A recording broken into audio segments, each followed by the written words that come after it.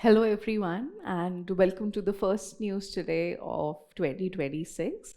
So today is 2nd of January and we are bringing articles from 1st of January and 2nd of January, so it's going to be a combined bulletin. I'll first take you to the main headlines. The main news which we will be discussing today, the first one is Task Force report on capacity building of sports administrators. Then gig workers organized nationwide strike on New Year's Eve. After that, we have telecom, food delivery, aviation, duopolies dominating the Indian market. Then you have Reserve Bank of India releases the financial stability report, and after that, the last main news is India's RCEP advantage without the China risk. So we'll talk about all these in detail. Along with this, we have some quick updates which we'll be discussing. First is the stingless bees. Then you have secondary pollutants. Then you have a government scheme, PMMVY. After that, the Dhruv new generation helicopters. Then we talk about carbon border adjustment mechanism. After that, the Pralay missile. Then land stack, skilling for AI, artificial intelligence readiness, which is SOAR. And the place in news to be discussed today is Bulgaria. So we'll talk about all of these one by one. Let's start with the first news.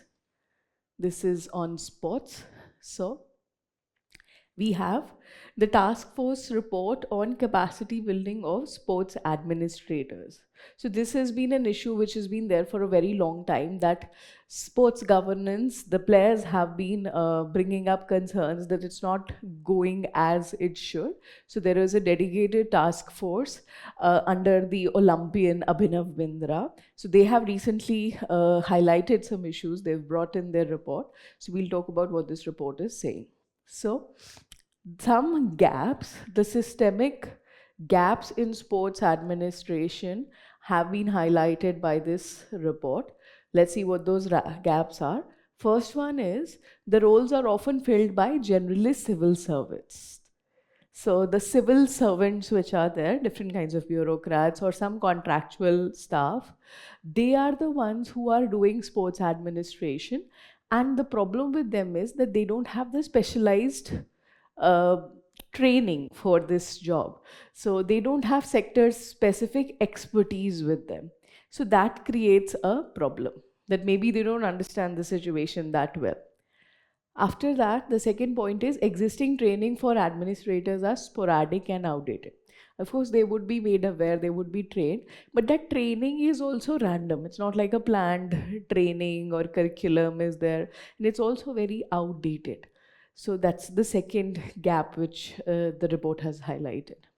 After that, lack of structured dual career pathways to help athletes transition from competition to effective governance role. Now, a lot of the administrators, they are sports person, right? Like we mentioned Abhinav Bindra here, who is doing this job, or you have PT Usha associated with the Olympics Association. So these are sports person, but there is no formal process of how this transition will work. That once they are competing and then they have to go into that administrative role. So those dual career pathways from competition to governance roles, there is no structure there. And the last one here is the National Sports Federation often lacks role separation.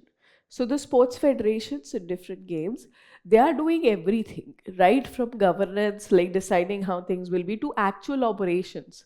So there it becomes kind of confusing. And it is like you give all the power, you concentrate all authority in one body. So there, the problem is over centralized authority is there.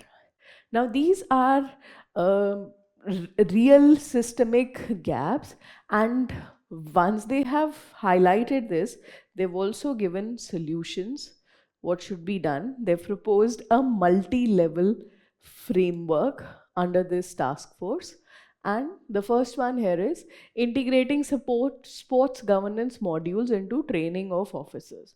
So that officers are not just generalists, but they have the expertise here. So IAS officers at Labasna, they will be giving special training while they are coming or before they start service. So sports governance will also be included there. Then it talks about a national performance management and monitoring system. So this is specifically for administrators who will be working in this area. So they should be monitored as to what kind of work they are doing. And this national performance system is suggesting that it should be like an incentive, that their promotions, their perks, that will be decided on how they are performing. After that, you have establishing National Council for Sports Education and Capacity Building. So there should be a dedicated council for sports education, which will set up the whole thing, which will formulate how things should be. And the training part also, capacity building, that's also been a sense in this. After that, create a national training and development cell as the operational arm. So under this National Council of Sports Education and Capacity Building, there is also going to be a national training and development cell, just dedicated to that core purpose of training. That should be there, and this kind of a framework will help in bridging those systemic gaps. Now, there are some provisions which are already there, and some of those recent provisions which have been brought up, because this, like I said in the beginning also, is a big issue. So these are the steps which have been taken already in place for reforming sports governance. The first is a dedicated law. So there is a National Sports Governance Act of 2025. This is already in place. Then you have Khelo Bharat Niti. So this is a policy which will, talk about different kinds of sports and try to set up a system at all the different levels, like from the national to the regional level. Then you have the Khelo India program. This is to have a dedicated, or to increase interest in different kinds of sports at all, again, levels, at small villages, districts, to promote and encourage different kinds of games and events which they will be conducting under this Khelo India program. So this system is already in place. And further, with the task forces report, we are moving closer towards better sports governance in the country. Next is about these gig workers. So gig workers organized a nationwide strike on New Year's Eve. Now this theme of gig workers, it's been in news for quite some time, since the time this online boost has been there. Apps like Zomato, Swiggy, and then your grocery delivering apps, they have really increased. Their use has greatly increased for their sheer sense of convenience. And because of this kind of a system of work where you're not permanent employees, but you do work, and based on how much work you do, you get paid. Now, this is an important theme, and UPSC has already asked a question on this. Let's see what has happened, why this strike was there, what are their basic issues. First, let's understand the position of this gig economy in India. Now, the first thing when you talk about gig workers is we should know what it means. So, as per the Code on Social Security 2020, it means a person who performs work or participates in a work arrangement and earns from such activity outside of traditional employee-employer relations. Right? Like an Uber driver is not an employee of Uber in the true sense. When he works, the days he works, the day he doesn't want to work, he will not work, and depending on how much he'll work, he will be compensated. So that's like a gig work. Now there are two categories. First is your platform based, these different applications which we've mentioned. So they are like the major part of this gig workforce. And you also have non platform based work, where you can have things like domestic workers, or even people like, plumbers and carpenters. They could like, who will work part time and come and do like fix your door. So they'll all come in this kind of a definition. Then the scale is, India has around 10 million gig and platform workers, and this is expected to rise to 23.5 million by 2030, 2029, 2030. Now, 10 million is already there, and that means it's a major chunk of our labor force, and we cannot really expect to neglect them. And they are struggling a lot, because of which they striked also. But let's focus on what kind of challenges they are facing. So this is the listing of challenges. So first is income volatility, right? Declining per order payouts and low base pay. So this is a complaint of a lot of people, a lot of companies, that originally when the company comes in, it pays well. And then over a period of time, they start taking a greater share for themselves, and the overall pay and the money which a gig worker will earn, there's no standardization to it. So that creates volatility. Then you have occupational hazards. So this is one very big issue. This has been highlighted in the parliament also, where the question is on the 10-minute delivery, the instant deliveries which are happening, in which there is this pressure on the rider that he has to, deliver in 7 minutes or 8 minutes or 10 minutes or 11 minutes.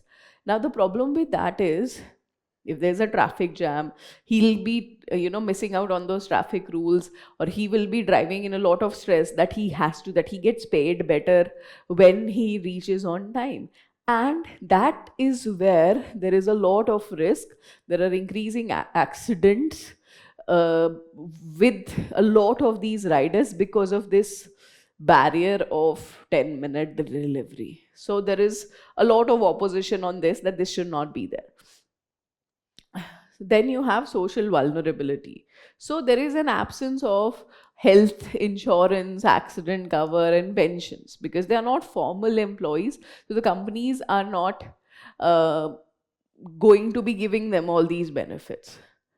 And you have one more issue on algorithmic management. So all of this is digitally managed. So how it's being managed, algorithmic system, the algorithm which is managing it is opaque. There is an opacity. There's no transparency on, like, you have ratings, right? Your riders, your delivery people, they have ratings. That's why you'll find a lot of them telling you, please rate us, because that kind of decides how much work they'll get. And when these ratings go down, there is some problem also with that, with how they will be paid off. There's sometimes deplatforming of workers. Like, some of them might be blocked, that okay, now you can't drive in Uber, or now you cannot use Zepto, things like that. Now how this is happening, there is no clarity on that, or why this would happen. There is an issue with that. And the big issue, another one here, is even if there are 10 million workers, there is no union. They're not working together. They're not employees. They're not having a collective bargaining power. That is one very big challenge. Through these kind of strikes, there was definitely a way of them to become together, but it really did not stop the activity of these apps, because there are so many different workers, and the company started giving incentives, and somebody was there to deliver to your house even when there was a collective strike. So still, this is a situation which needs a lot more clarity from the government in terms of the laws they are going to set up. There already are some rules which are in place. The steps taken for welfare of gig workers, let's see what they are. First is this code on social security. So this has recently come in, right? 2020. I mean, not that recent, but yeah, provides a formal safety net. So this is trying to integrate these workers from the government side as a part of the government scheme in a safety net in terms of social schemes. So the rule is inclusion criteria of 90 days. If anybody is working for 90 days on a platform, that person becomes eligible to these schemes. Now there is criticism of this also. This 90 days is actually very restrictive. What if I have 85 days? I'm automatically disqualified, right, from getting all of these benefits. So there's a lot of opposition to this, but the rule, however, says 90 days and 120 days if a person works across multiple platforms, that okay, is in Uber also and Swiggy also and all of those things together. So he will need 120 days. Once that is there, he is eligible for formal social security. So there will be benefits like health and accident insurance by the e-Shram portal, which is a labor department scheme. And then you also have Ayushman Bharat, which will give like health benefits. There's one more scheme which is specifically mentioned here, that is the Pradhan Mantri Suraksha Bima Yojana. So all the unrecognized workers, when they register them here, so registry is allowed for gig workers also, they're entitled to benefits of accidental insurance cover of 2 lakh rupees per year. So these schemes are there, but still, because the growth of this gig economy is happening very fast, more still needs to be done. Going on further, we have telecom, food, delivery, aviation, duopolies dominating the Indian market.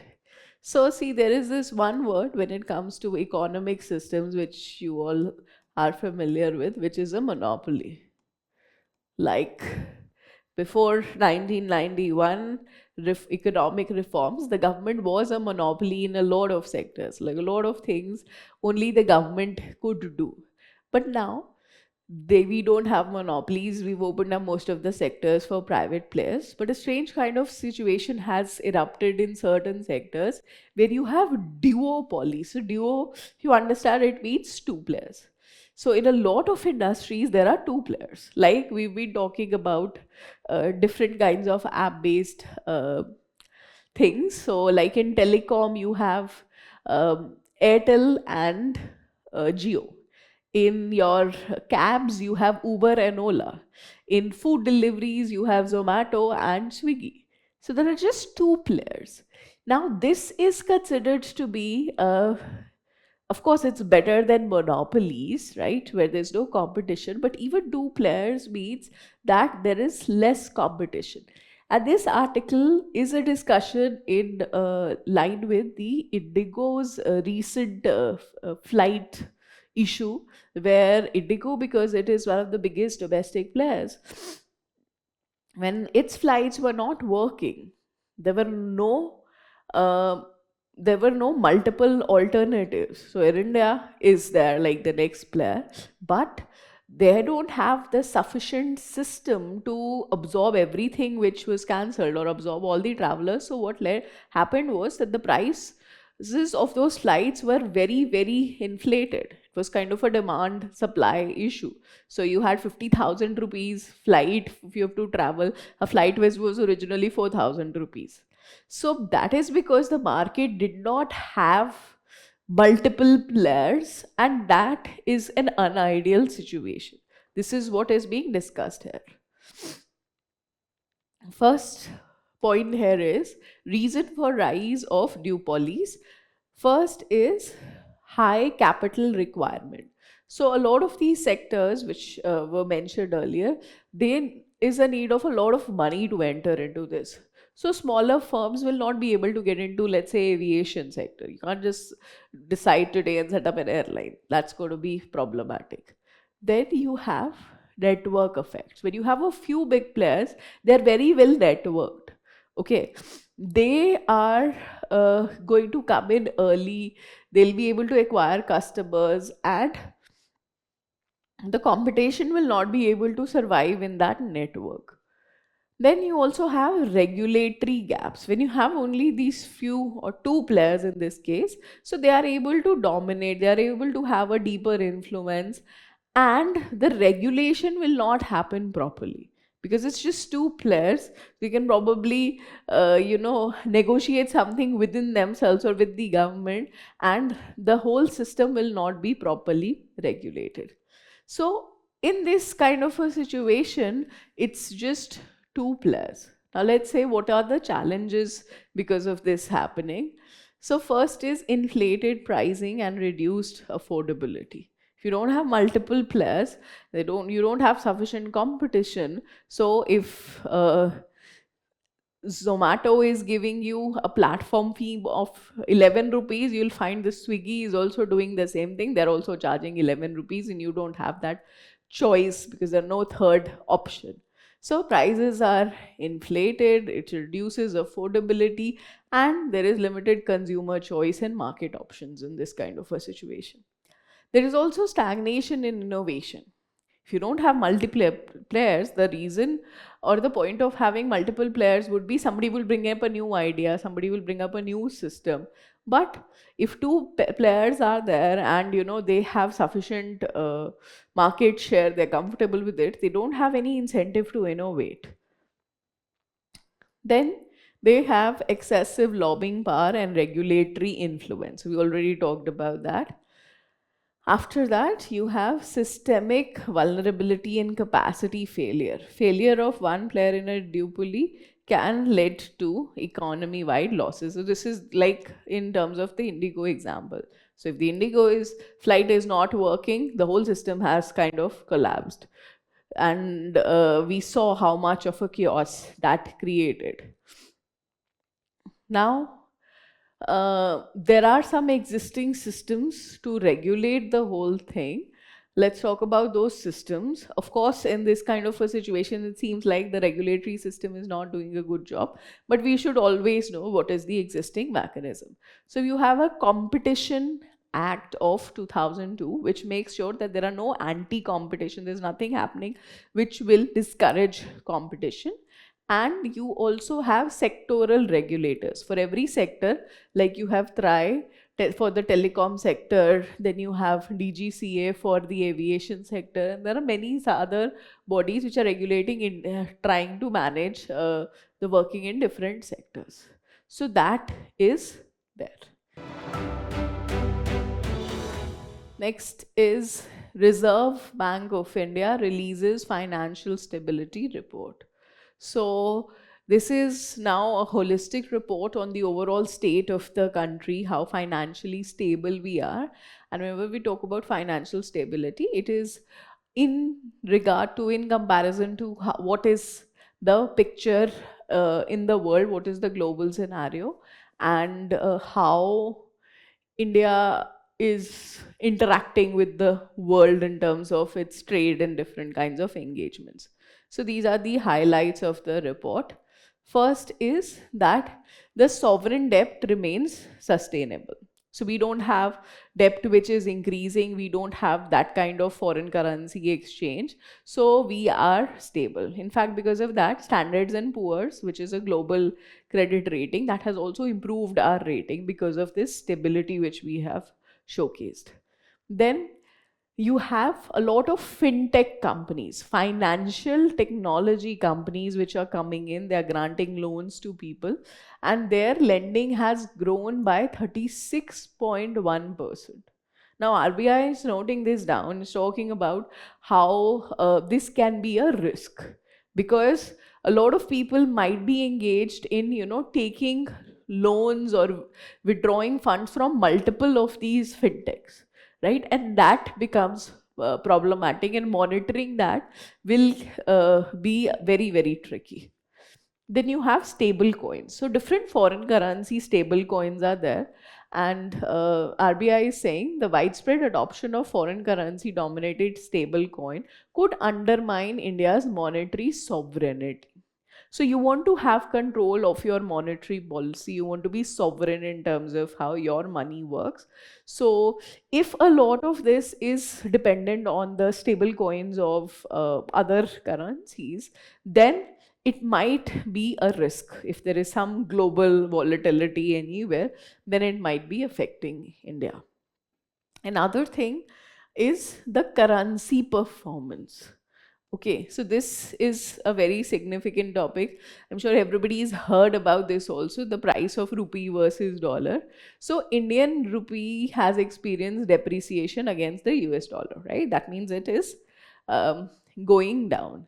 Now, in this situation, there is definitely a problem, and we are facing this because of irregularities in our trade.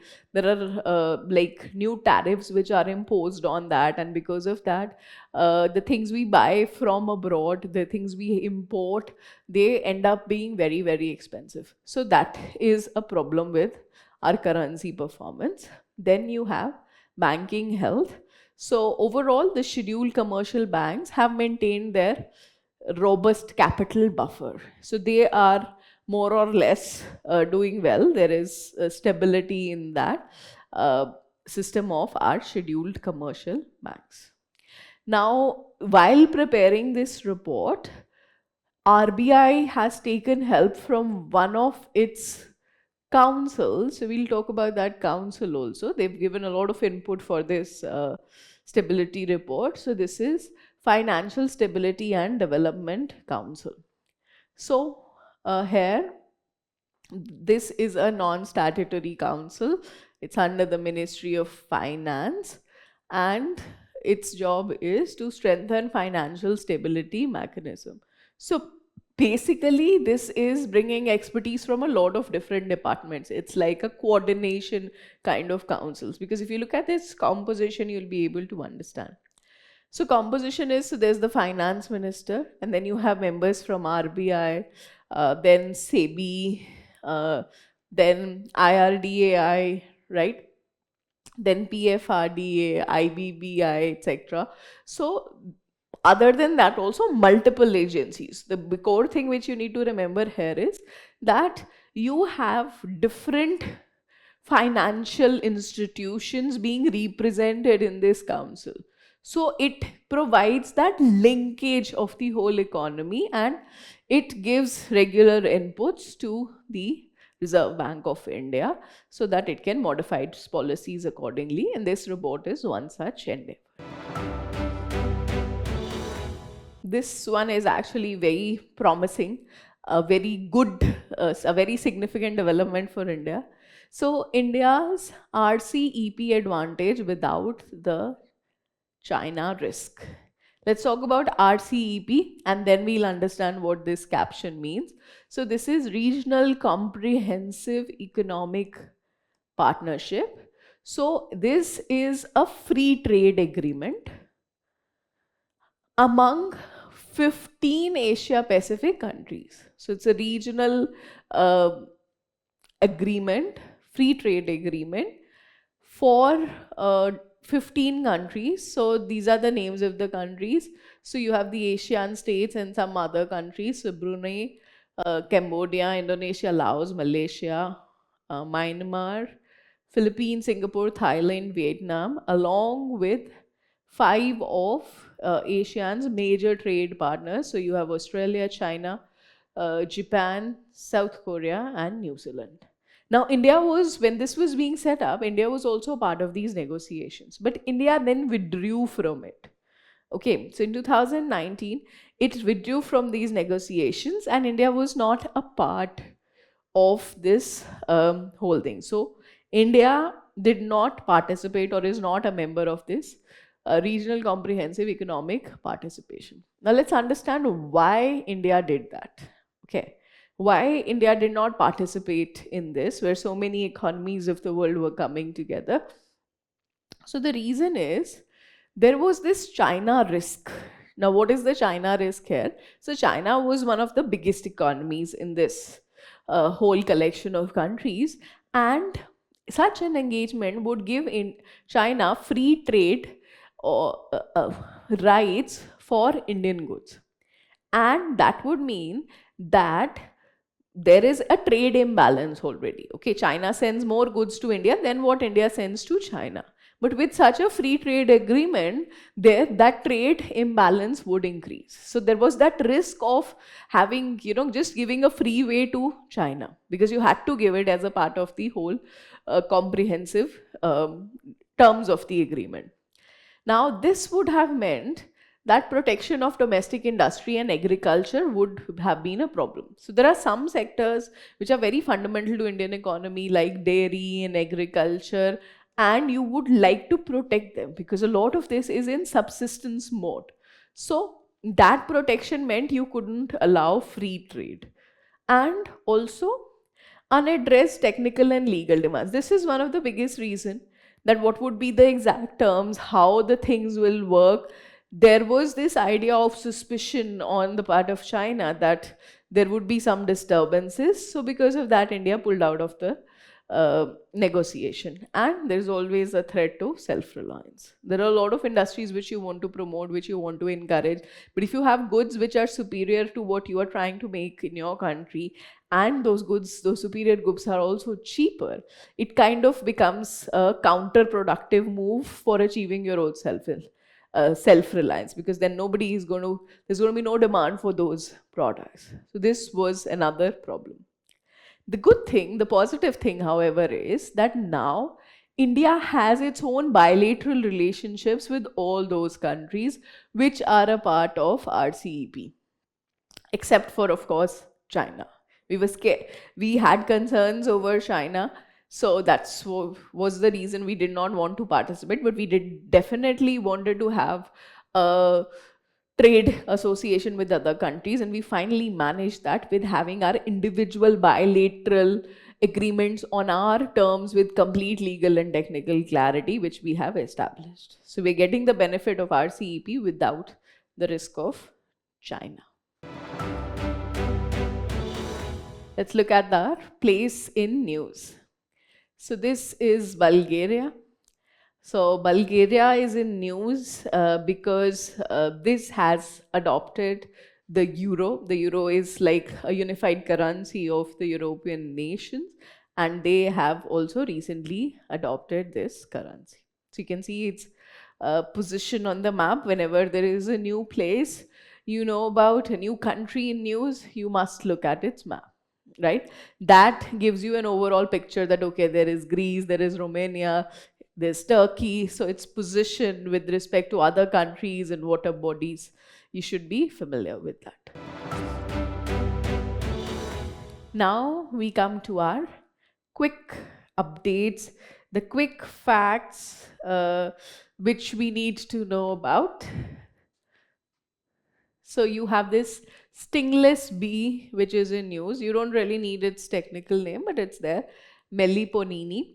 So the reason it is in news is that this has been given a legal status. Given legal status means now it can be legally, lawfully protected. This is basically in the sense of environmental protection. Now, the significance is this ancient pollinator, one of the most important roles which bees do is pollination. This sustains 80% of Amazonian flora. So if anything happens to this, the crops in Amazon, this is from the Amazon region, so this whole system is of these such valuable crops like cacao and coffee, they're going to be disturbed. So that is where the problem is. And these bees are also known to have a very valuable role in producing a special kind of honey which has very good medicinal properties. So for that also, this security and saving this bee is very important, which would work better through its legal status. Another issue related to our environment, the secondary pollutants. So these pollutants are not emitted directly from the source. So those pollutants which are emitted directly from the source, they are called primary pollutants. Like, let's say you have sulfur dioxide, carbon dioxide coming out of the exhaust pipe of a car. That's a primary pollutant. But those pollutants which are not produced directly, not coming out directly, but instead they form as a result of the pollutants emitted from these sources reacting with molecules in the atmosphere.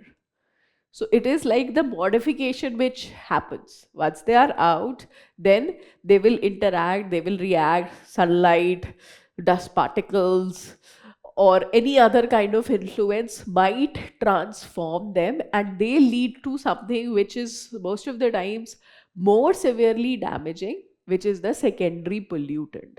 And here you have things like ammonium sulfate, ozone, which can be very, very damaging. So this is the idea. You should understand this.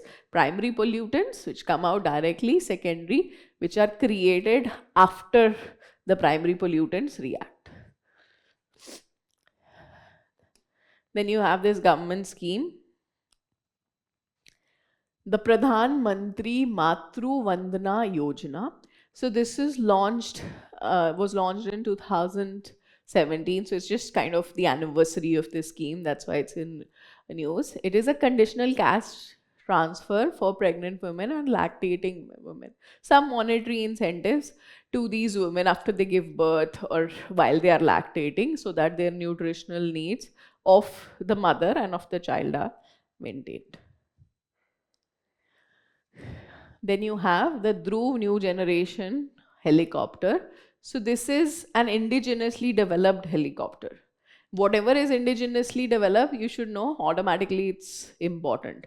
So this has been produced by the Hindustan Aeronautics Limited, and it is a multi-role helicopter. Multi-role mean it will be used for different purposes. It can be used for many purposes, like from disaster management, surveillance, travel, transport of things, all of that, and of course for defense purposes.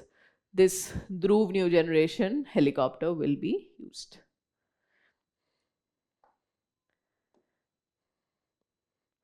Then you have carbon border adjustment mechanism. So different kinds of things are being tried globally for reducing carbon emissions or keeping them in a check. And for the first time, we have a carbon tax. So it is European Union's policy to impose a carbon tax on imports of certain products from countries with less stringent climate policies. So let's say steel.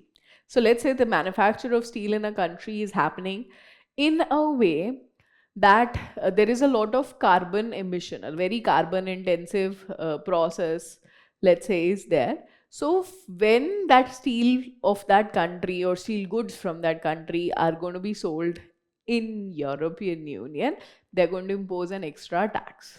This is to kind of de-incentivize the use of these high carbon emission processes or products, because they're going to be expensive. So there might be a lesser demand of these goods. Then you have the Pralay missiles. So it is an indigenous short-range surface-to-surface quasi-ballistic missiles designed to carry various types of warheads and engage multiple targets. So the important thing here, which you need to know, indigenous, किसने बनाया है? This has been made by Defense Research and Development Organization, DRDO, right? Missiles in itself is a very significant topic from the point of view of your prelims exam. So you should go, if you've not already prepared this, these are the topics which you need to know. You have to understand all these terms. What is a ballistic missiles? Okay, what does it mean to have multiple target profiles? Like, one missile will go and it'll attack at multiple locations, right? So this is a very important theme, and anything which India does in this regard, which is new, which is indigenous, automatically you should know, you have to remember the Pralay missiles.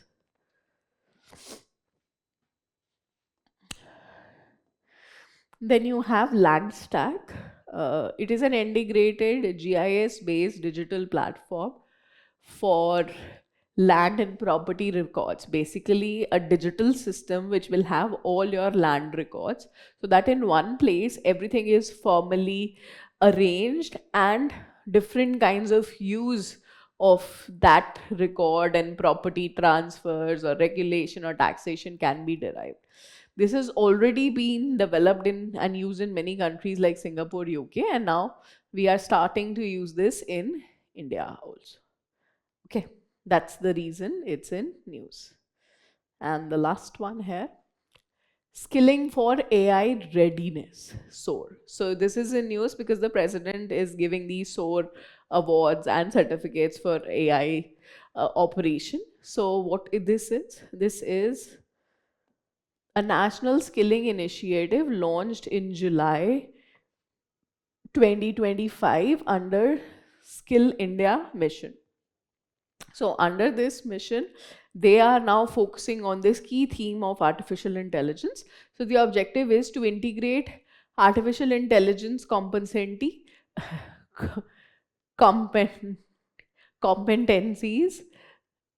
into the Indian education and skilling system. For school children, this program, to make them more competent, this has been introduced, dedicated for the field of artificial intelligence, skill development in that field.